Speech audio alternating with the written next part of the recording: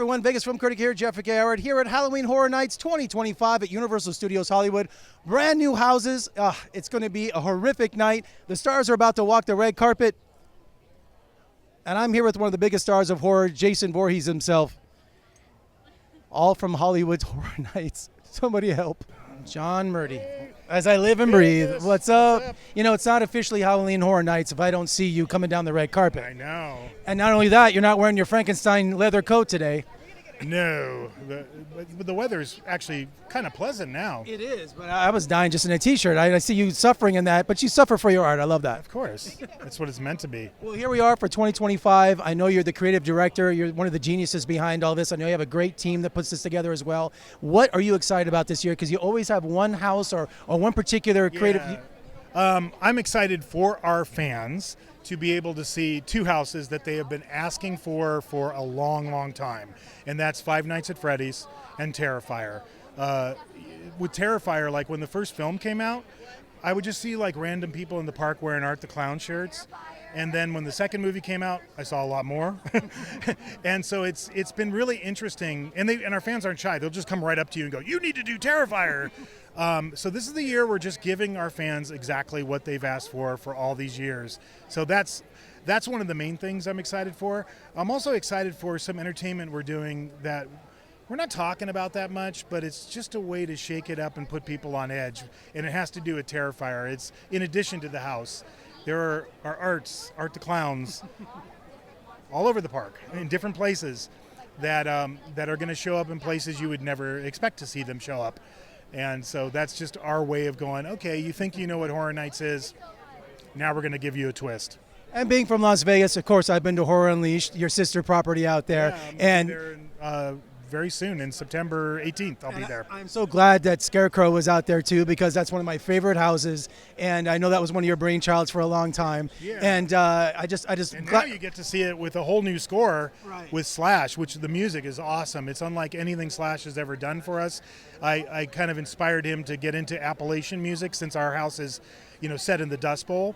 And so he learned banjo and dobro and all these traditional instruments, and the track is great when you hear it tonight. I think it should be a single. It's awesome. Well, your creativity and your team, they're just spreading everywhere. It's fantastic. I appreciate it. Thank you so much. Thanks so much.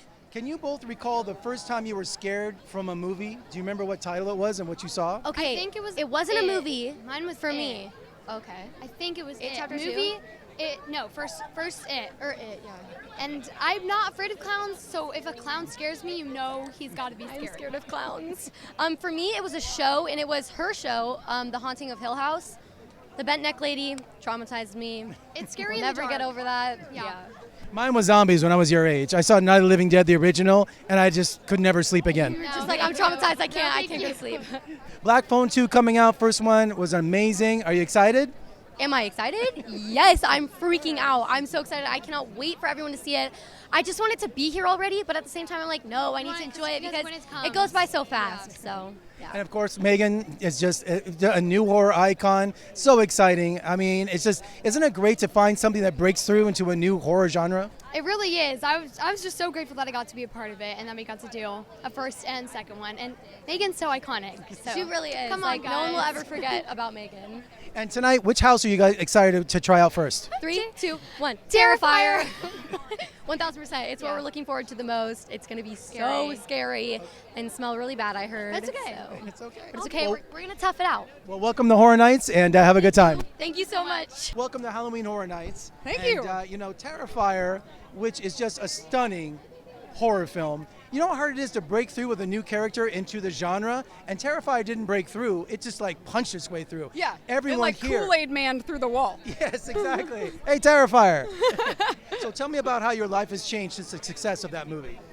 I'm here. Yes. It's great. It's been amazing. I mean, I had been working for years before then. I've done a lot of other films as well, but it's crazy. You never know what's going to resonate with people. And when we shot the original film, we thought we were just making a tiny indie that no one was ever going to see. So this is very exciting and very humbling.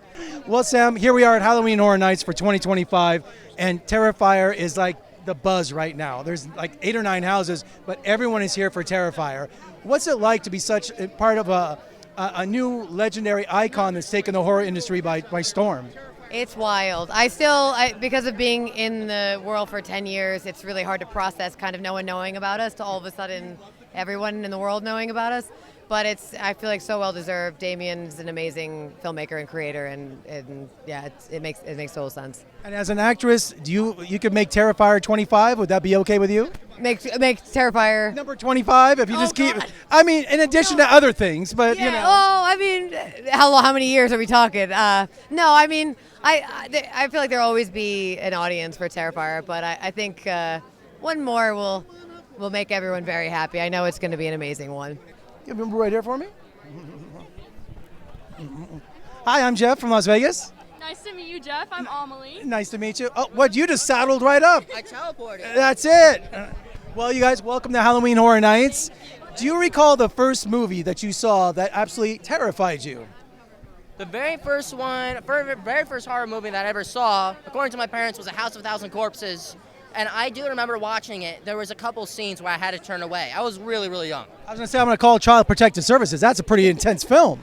Hey, we grew up on horror. Yeah, I guess I love horror movies. Now, hopefully something a little more tame than that. What about you? No, not more tame at all. The first horror movie I saw was Terrifier 2. Oh my gosh. Yes, I was 11 when I filmed it, and I didn't see much of the scenes besides the ones that I did. And then I went to the premiere when I was 13, and I saw the whole thing, and it was a very interesting introductory horror movie for me. The first one I ever saw. Like, what did I get into? What did I get myself into? No, it was great though. I think the first one I ever saw was the Babadook, but the first one that really scared me was it, because I don't think I was conscious enough to remember how scary the Babadook was. But And also Australian, so you're really international for your first scare. So, you guys excited about the Terrifier house tonight? Yes. So Are you all going in together? Yes. Who's holding whose hand? I need somebody to hold my I hand. volunteered to Yeah. be the human shield. She's the shield. Yeah, okay. Yeah. So you're the shield? Yeah. I also volunteered, but I'll let you handle it. Oh yeah. I believe in you. I won't be the shield. I'll be the one in the way back. I'm Gen X. I'll never forget seeing Poltergeist for the first time in Las Vegas, the hottest summer month, and seeing that movie. And it's just so iconic. One scene in particular I love is when you're trying to cover the clown doll up, and you give this kind of look like you just give this little kind of a twitch, and I just love that. Toby directed me and basically told me everything to do because I almost had no acting experience, honestly, when I did the movie. And they said, you hate this clown doll. We talked me through all the scenes. And so every action I really pretty much made for the most part, like those moments. Toby said, just take a beat. I remember he just said, and you don't care. You're just going to go to sleep. You know it's there, but everything will be okay. Now, in our Planet Hollywood restaurant 20-something years ago, the clown doll was front and center when we walked in Las Vegas. And a lot of people requested not to sit near it. Well, I can imagine if that thing's staring at you, I don't know how you could actually have a good dinner. You know, it's like, here's the clown doll, and you're trying to eat your hamburger, and like they're staring at me. So yeah, I would probably request not to be there too, in that seat. And now we have the Halloween Horror Nights here this year, the Poltergeist house. You excited? I'm really excited. This is the second time I've seen it, and I wanted to see if they change anything. And I have to tell you, it's kind of amazing to see yourself sitting in a bed as a kid. It's kind of a weird, surreal, out-of-body experience. And they actually had someone who sounded exactly like me as a kid. And there's so much talent that went into it. These people are so amazing in terms of how they designed the house. And you're actually going back to that reality. Well, I'm Jeff. I'm from Las Vegas. Welcome to Halloween Horror Nights. Yeah. Black Phone 2. Is it bizarre for an actor because it's a period piece to try to think you're in another decade when Yes. we're, you know? What tricks do they use? Absolutely. I mean, I got to give props to the whole production of everything and the production designers as well. They really are able to teleport you to a different decade, and they did such a wonderful job with that. Production design, wardrobe, everybody that was involved in this movie. And shooting a period piece is just such an amazing thing, and it's so much fun. Now, when you're shooting a horror film, it's kind of maybe corny until you see the final product. Yeah. Are there certain scenes where you feel kind of ridiculous, but at the final scene, it looks pretty terrifying? I'm not going to lie. For me specifically, I never felt like that because, at least for my character, I thought it was all... I had a really deep understanding of the storyline and just the character arcs that everybody goes through. And I got to say, for Black Phone 2, it doesn't really feel like that at all. I think Scott Derrickson and Robert Cargill did such an amazing job writing the script that this is just such a unique horror film, and it's so sinister, so thrilling. It's a lot scarier than the first one, and I just really genuinely cannot wait for people to see this. More scary than the first one. I was terrified from that one. I'm telling you, it's a lot scarier than the first one. I mean, the grabber was terrifying in his human form. Now seeing the grabber with all the practical effects and prosthetics and as this ghost, I'm telling you guys, it's something just unique and out of this world, and I can definitely see the grabber being this iconic character in this time of year, Halloween. Is there a house you're excited about to see tonight? I'm a big rock fan, and I heard that Slash is going to have his own house here, so that's something I'm honestly really looking forward to. Well, welcome, and thanks so much. Oh, thank you so much. Take care. Yeah. Halloween Horror Nights 2025. I know Freddy's has got to be just one of the most in-demand houses, and it's only a recent phenomenon. I mean, look, if you look behind you, all these horror icons are decades in the making, and that just shows you how fast this has climbed to be here tonight and one of the most demanded houses in Horror Nights history. Yeah, it's on fire, dude. I mean, I go to these fan conventions a lot all over, and they're just like, we would have loved to see it at Horror, especially last year. I know there was like a storefront or something that was here, so this is a relief to a lot of people, and it's so amazing to see it explode like this. It makes sense in the chemistry of it now that I look at it, but never would have thought before. You know. Welcome to Horror Nights, gentlemen. Oh, thank you, sir. I'm telling you, I've been a horror fan my whole life, Generation X. And I'm just so happy for you guys to break through not only just a successful horror franchise, but pop culture. I mean, tonight, that Terrifier is the house tonight. That's what everyone's talking about. How does that make you guys feel? That's the greatest feeling ever, especially since I've been a fan of these movies since I'm a very little kid. Really, like the way other kids admired Batman and Superman, that's how I felt about Jason, Freddy, Michael Myers. So to have a character that people sort of put now in that conversation is really a dream come true. Now, it's your job sometimes to tell him, no, we can't do that. I mean, or I got to find the money. What do you mean an extra day? I mean, give me one example of when, I don't know, maybe there's many examples, but just one time when you had a phone call at 3 in the morning. Not like that, but on the set, things were not going right on certain shots, and he came over and he goes, "Listen, we're gonna take 2 more days here." And I said, "Oh fuck, no, we're not." And I said, "We're over budget now. We're this, we're that." And he was like, "I'm doing it," and I said, "No, we're not." And then, he walks away, and I'm like, and I know he's mad, and then I got to figure out, if I'm going to do this, how do I cut from somewhere else to make this happen so he could get what he wants? And that's what you do. And then I come back and I go, all right, if we could do this, then we could get this shot. And he'd go, all right. and I'm sure it didn't go like that. It probably looked worse on his end looking at me. Now, with all the success, they're going to throw lots of money at you. What's great about these films is they look independent. They look like a fan, So don't get carried away and don't make a big budget one. You know what I mean? Keep it real. Listen, even our big budget, you. even our big budget movie is still a micro budget Hollywood movie, Yes. So it'd be nice to have a little money to play with, but it's always That's his department. But it's always going to maintain those indie roots, and we're just so hands-on. We only really know how to make movies the way we learn by making them. So we're going to continue making them, especially Terrifier, the same way we've always made them.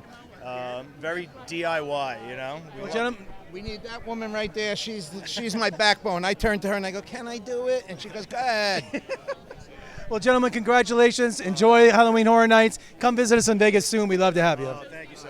Thank you so much. Congratulations. Each character that I dive into, I want to make sure they're different and they have their different moments and unique characteristics. Specifically for Megan, we wanted to make her this villain that nobody had really ever seen before, something sassy, an AI robot, and as you can see, AI is really taking over our planet, and it's something that could really potentially happen. And I think that's the realism of her that's so freaky, but also so exciting. And so for me, especially in the terms of Megan, I had to kind of dive in and play somebody that wasn't a human. And that was a challenge I had never taken up before. So something with the roles that I've played is each role I want to make sure I dive into a new challenge. And I've been able to do that so far, and I hope to continue to do so. Well, a good friend of mine back in Vegas is named Megan, and if you want to say hi to her? Sure. Hi, Megan. It's nice to meet you. Do you want to hang out? You probably don't remember this, but when I started my career 25 years ago, you came on my radio show in Las Vegas. Okay. We also played a round of golf. You probably don't remember. This was a long time ago. Wow. Well, I'm sorry, Jeff. Yeah, I played a lot of rounds of golf. I know you have. You're a golf fanatic. Do you still Yes. get out on the links? Well, my second hip operation, I have 2 artificial hips, and I played through my first one. My second artificial hip kind of messed me up, Jeff. So I'm, Taking it easy these days. well, yeah, I'm doing other things. I love it. Yeah. Ice Cream Man is one of my favorite horror films, and it's so great that you're in Terrifier 3, and then you're here at Halloween Horror Nights, because you always came to the rescue for these indie films, and you give it your all, which is fantastic. Well, they come to me with gainful employment, and then I come back at them with a hard day's work, creativity, and it's really cool. And we're making another Ice Cream Man. So if you're a fan of Ice Cream Man, just make sure, stay tuned. Probably in 26, you're going to be able to see it. Well, if you need someone to be offed in Ice Cream Man, just call me, okay? You're not the first person that's made that request. So we'll see what we can do. And also, I love the book about you and Ron Howard. It was just fantastic. Huge Andy Griffith Show fan. I had the pleasure of interviewing your brother only once in my career for Frost Nixon in New York. Yeah. And being last name Howard, I feel like we're family. Yeah, we feel like we're family, but we're probably not. We're not, no. I am adopted, so I don't know. Maybe. All right, that's it for Halloween Horror Nights 2025 here at Universal Studios Hollywood.